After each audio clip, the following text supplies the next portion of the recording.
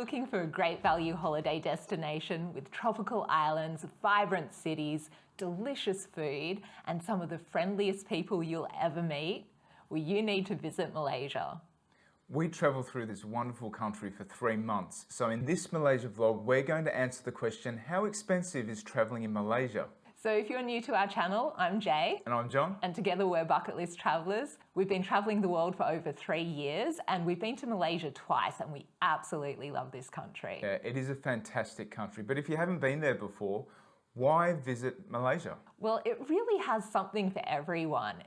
It's got tropical islands, it's got jungles, it's got cities, and it's really quite an underrated destination compared to its neighbours Indonesia, Singapore and Thailand. Oh, for sure. And what is so amazing about Malaysia is that its diversity of food. You've got Chinese influences, you've got Indian influences, you've got traditional Malay influences, and it all accumulates into this just amazing culinary delight. Everything is just so delicious there. You will come back weighing a lot more than when you started. It is so worth it. And what is even better is how warm and welcoming the people of Malaysia are.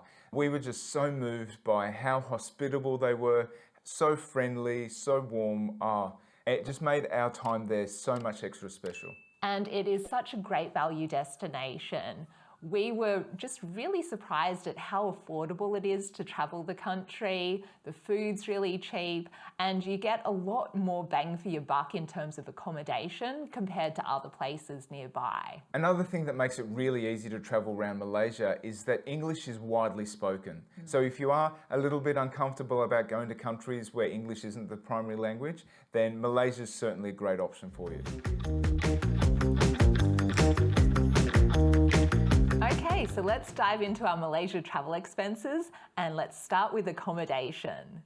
So we stayed at a big range of accommodation from the very cheap and cheerful all the way up to luxury accommodation, and we paid anywhere from $12 to $174 per night, and on average we spent $20 per night per person. Yeah, so our cheapest accommodation at $12, that was very, very basic. You can get extremely basic places in Malaysia for very cheap.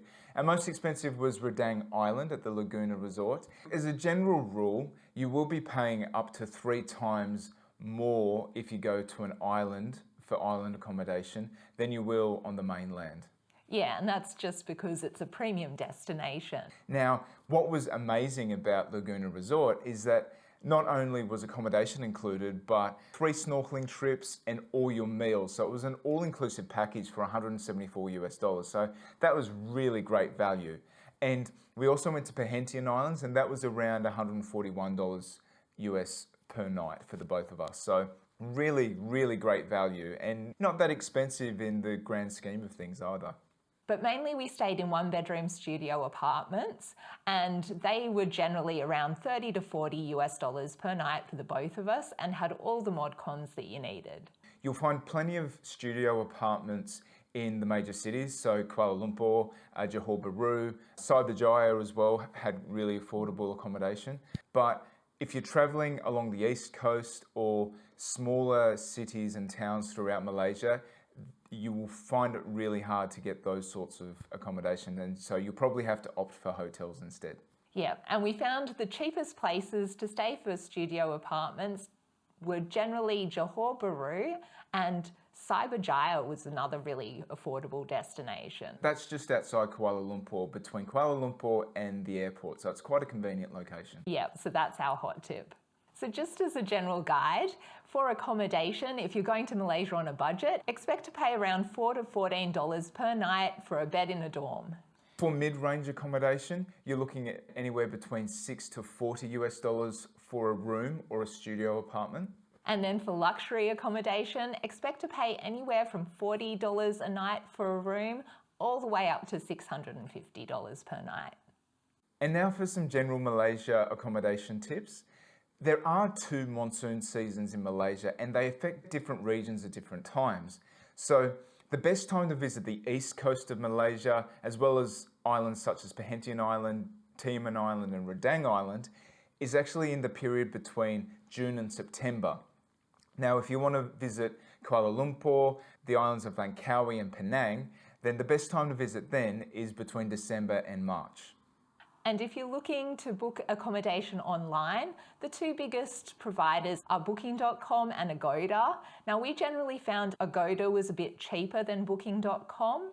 And if you go directly to the hotel, you might be able to get a cheaper rate, but you do have to weigh that up against the extra time to wait for them to get back to you. And not all hotels are great at responding to emails. We made good use of Airbnb during our time in Malaysia. So if you want a one-bedroom studio, then Airbnb will have so many options for you. Now, as we said before, the one-bedroom studio apartments are going to be in big supply in the big cities. However, you will find outside of the big cities that there isn't much stock when it comes to Airbnb, and you're going to have to go for a hotel. And from the start of 2023, Malaysia is starting to implement a tourist tax of 10 ringgit per night, which is around $2 US.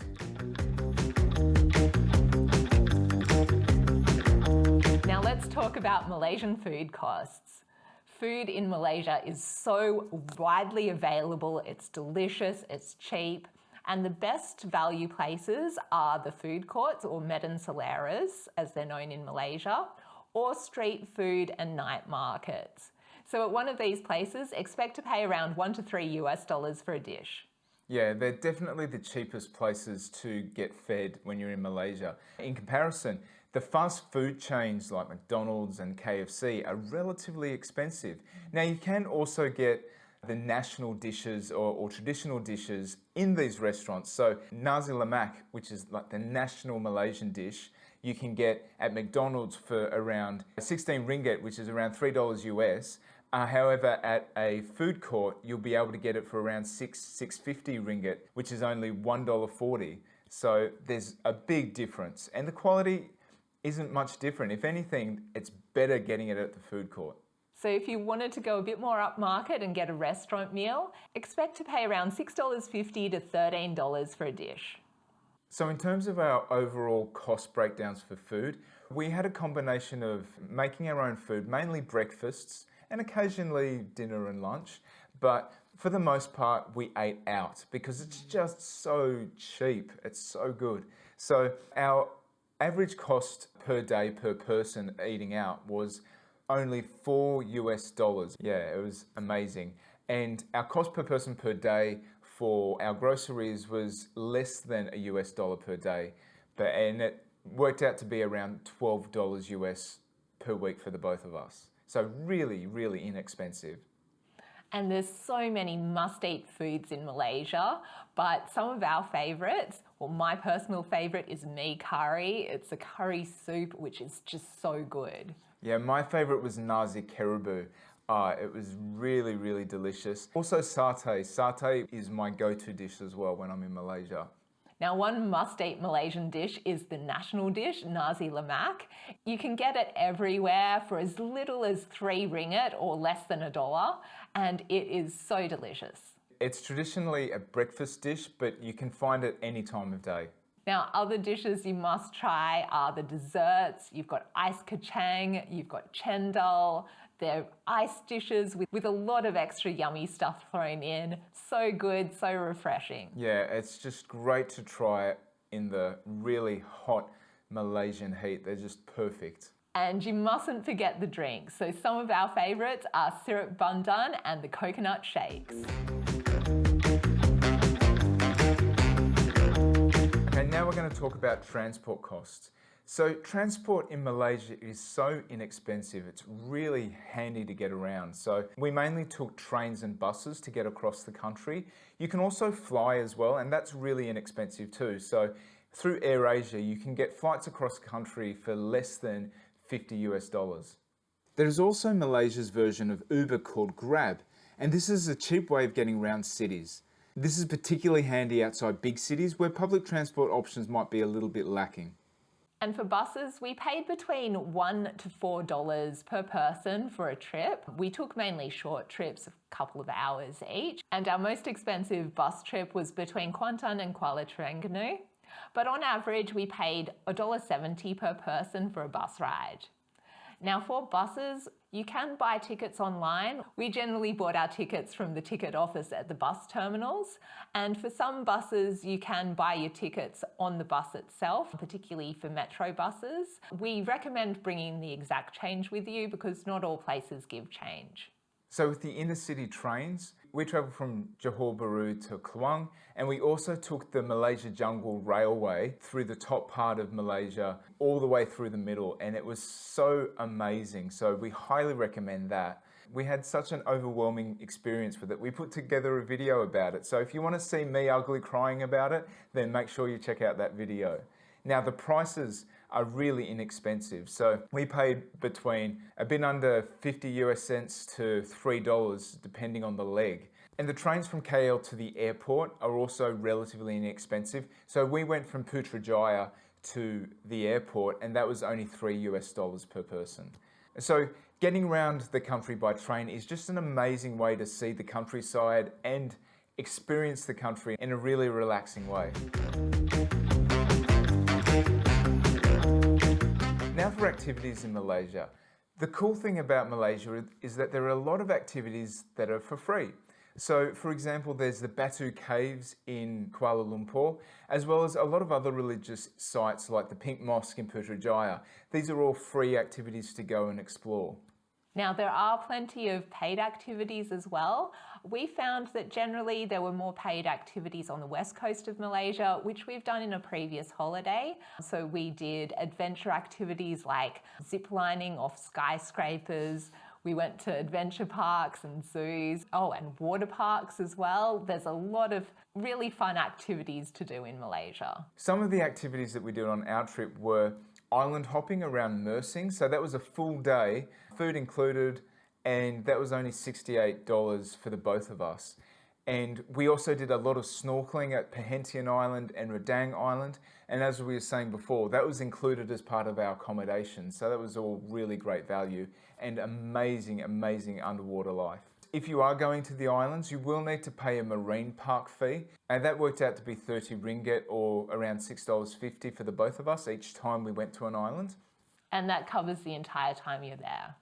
One of the main activities you should be doing in Malaysia is eating. We made the most of that. We got out to see all the food courts and night markets and street stalls that we could, and we had a great time doing it. Okay, so in other costs in Malaysia, because we were in Malaysia for 3 months, we did make the most of the dental tourism there.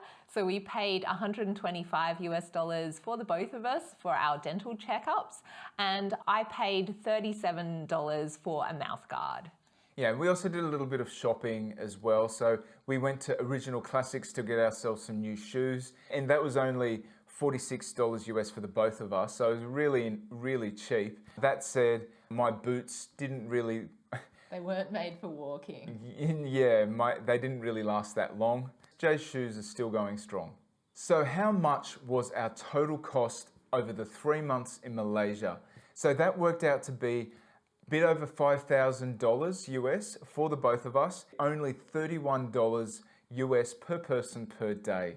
So quite a bargain.